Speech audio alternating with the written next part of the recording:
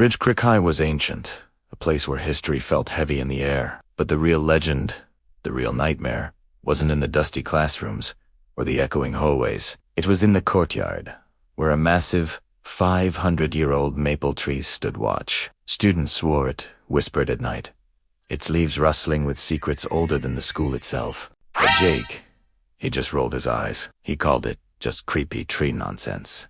A silly story to spook the freshmen. He was a senior, too cool for ghost stories. One night, Jake found himself cutting through the courtyard long after everyone else had gone home. He was late, trying to get back to his car. His footsteps, the only sound breaking the silence. Or so he thought. As he neared the ancient maple, the air dropped cold.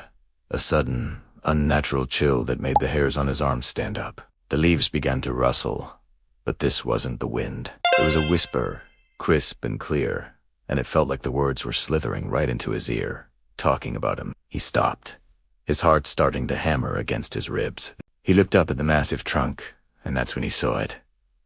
The bark wasn't just bark. It was shifting, moving, like something was alive underneath. Faces, dozens of them, began to press out from inside the wood. Their mouths were open in silent screams, their eyes wide with a terror that seemed to last forever. "Oh, hell no," Jake muttered, his bravado gone, replaced by a cold, primal fear. He took a step back, then another, his mind screaming at him to run.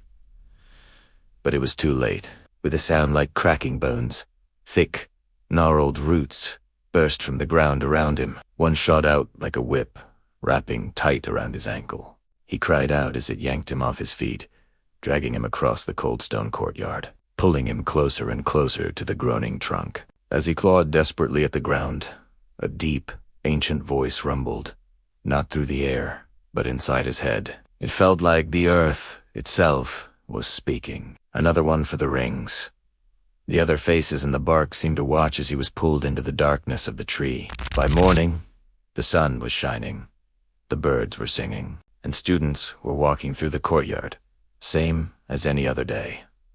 Jake was gone, no one knew where. But if you looked closely at the ancient maple, really closely, you might notice something new. A fresh face, etched into the bark, its eyes staring out at the world, frozen in a silent scream of fear. Thanks for watching, and if you have a creepy tree at your school, maybe take the long way around. I'll see you in the next one.